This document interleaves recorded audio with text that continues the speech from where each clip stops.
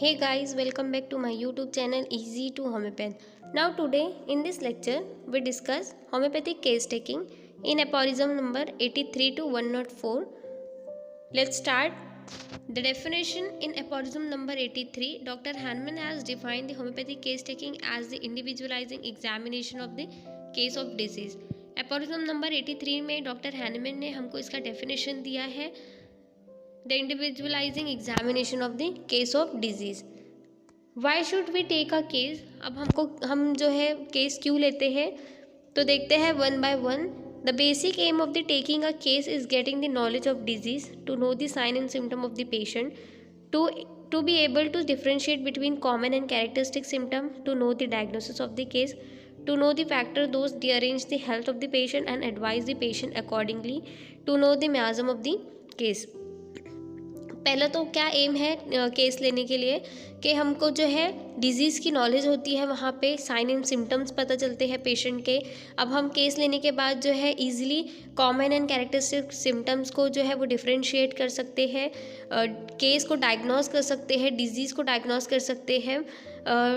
यहाँ next point में क्या दिया है कि ऐसे फैक्टर जो हेल्थ को डीअरेंज करते हैं पेशेंट की, उसके अकॉर्डिंग हम पेशेंट को एडवाइस देंगे कि आप उस चीज़ से जो है वो दूर रहे. अब केस के ज़रिए हम मालूम करते हैं पेशेंट का मियाज़म क्या है. To find out the correct prescription, this will cure the patient, to know the remedy reaction and the second prescription, to decide the auxiliary line of treatment. Case taking will provide the statistic data if needed in the future. It is legally mandatory to keep the record of the sign and symptom of the patient and the treatment given according to the government's rule. यहाँ पे क्या दिया है कि जब हम case taking करेंगे तो हम जो है करेक्ट प्रिस्क्रिप्शन जो है फाइंड आउट करते हैं. अब जब करेक्ट प्रिस्क्रिप्शन हमको मिल गया तो हम पेशेंट को ईजिली क्योर कर सकते हैं. ऑक्सिलरी लाइन ऑफ ट्रीटमेंट हम डिसाइड कर सकते हैं अकॉर्डिंग टू केस. अब जो डाटा है इन फ्यूचर कभी हमको ज़रूरत हुई इसकी तो हम वो केस जो हमारे पास उसका स्टैटिस्टिक डाटा है वो उसके अकॉर्डिंग हम देखते हुए पेशेंट को जो है वो ट्रीटमेंट दे सकते हैं, further treatment. It is legally mandatory to keep the record of the sign and symptom of the patient and the treatment given according to the government's rule. Governments rule के according अगर देखें हम तो case taking जो है वो legally mandatory है कि हमारे पास वो रिकॉर्ड रहे, साइन एंड सिम्टम्स रहे पेशेंट के कि क्या देखते हुए कि साइन एंड सिम्टम्स को देखते हुए हमने ट्रीटमेंट दिया है पेशेंट को और क्या प्रिस्क्राइब किया है. Now next one, in aphorism 83 doctor Hahnemann has given the requisites its main needs for the taking a case. These needs are to be fulfilled by the physician before and during the process of the case taking. अब यहाँ क्या दिया है एपोरिज्म number 83 में doctor Hahnemann ने बताया है कि केस टेकिंग के लिए क्या क्या ज़रूरी है जो कि एक फिजिशियन को फुलफिल करना होता है before and during the case taking. They are, देखेंगे अभी हम क्या है वो needs. The physician must have the freedom from the prejudice, he must possess sound senses, he must have his full attention in observing the patient. Sources of case taking. अब कौन कौन से सोर्सेज है केस टेकिंग के लिए तो देखते हैं. There are the 3 sources to get the information about the sickness of the patient. First one, the patient himself, the patient's relative or attendants or the physician's own observation about the patient. अब इसको one by one देखेंगे sources of case taking के points को.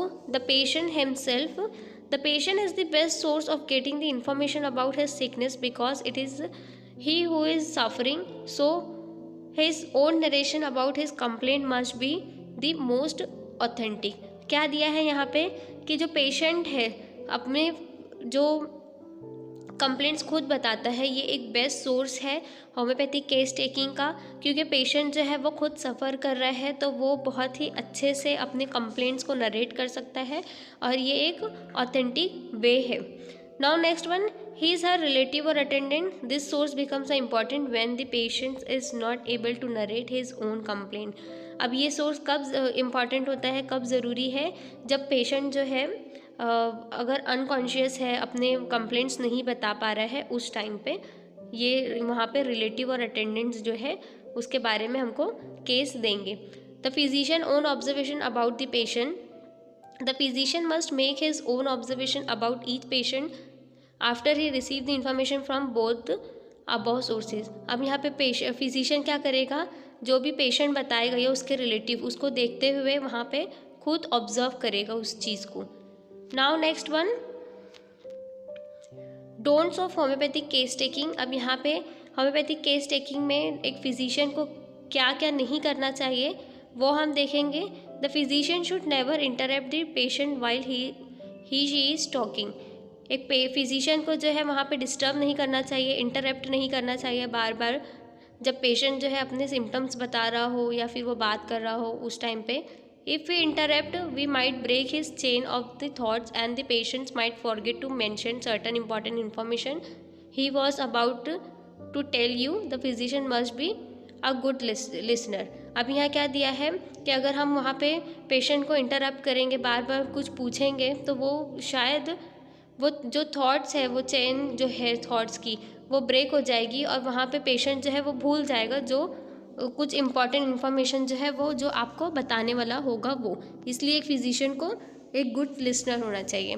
The physician should never ask the direct question, the physician should never ask the leading question, the physician should never ask the question on the line of any medicine.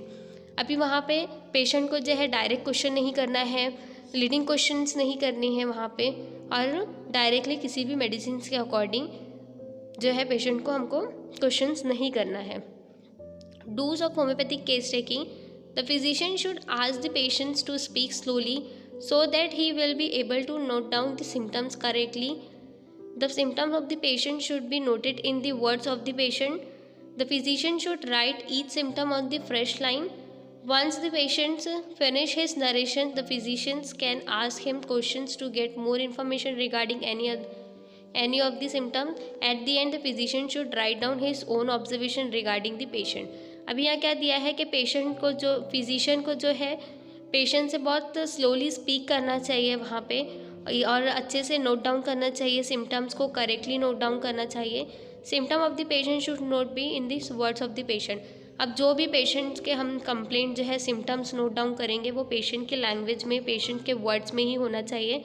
मतलब अगर patient बोल रहा है कि उसको knee joint में pen है तो वहाँ हम ऐसा नहीं डालेंगे कि अर्थराइटिस वगैरह या फिर कोई भी पर्टिकुलर जो है हम डिजीज़ ऑफ नेम से कोई भी सिम्टम्स को नोट डाउन नहीं करेंगे। वहाँ पे हम लिखेंगे पेन इन नी जॉइंट ऐसा। इसीलिए यहाँ पे दिया है कि जो पेशेंट के सिम्टम्स है वो हम पेशेंट्स के वर्ड्स में ही नोट डाउन करेंगे। The physician should write each symptom of the fresh line. हमको जो भी सिम्टम्स जो है नोट करना है वो फ्रेश लाइन से करना है, कंटिन्यूसली नहीं लिखना है वहाँ पे। Once the patient finish his narration, the physicians can ask him questions to get more information regarding any of the symptom. जब पेशेंट का जो है बोलना फिनिश हो जाए उसके बाद जो है फिजिशियन उससे क्वेश्चन कर सकते हैं regarding of any symptoms. Okay. In case of female patient, the physician has to inquire into the menstrual and the obstetric history.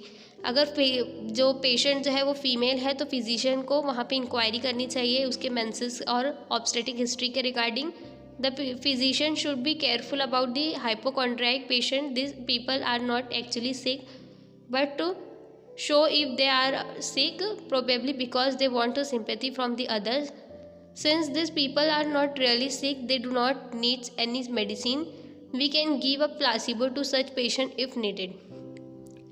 अभी यहाँ पे क्या दिया है कि एक फिजिशियन को बहुत केयरफुल होना चाहिए ऐसे पेशेंट के लिए जो PSY पेशेंट्स होते हैं, हाइपोकॉन्ड्रिक पेशेंट्स हैं उनको लेकर, क्योंकि एक्चुअली वो जो पर्सन होते हैं वो सिक नहीं होते हैं, वो सिर्फ एक एक्ट करते हैं। क्यों? क्योंकि उनको सिंपैथी चाहिए होती है दूसरों से। इसीलिए मतलब वहाँ पे क्या दिया है कि अगर ज़रूरी हो हमको वहाँ पे मेडिसिन देना तो हम वहाँ पे प्लासिबो जो है पेशेंट को दे देंगे उसके सेटिस्फेक्शन के लिए। The physician should also be careful about the exactly opposite patient who do not show their sickness in spite of being really very sick.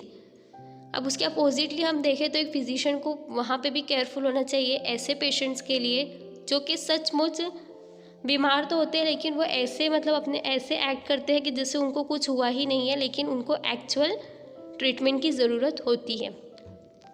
So thanks for watching, subscribe to my channel.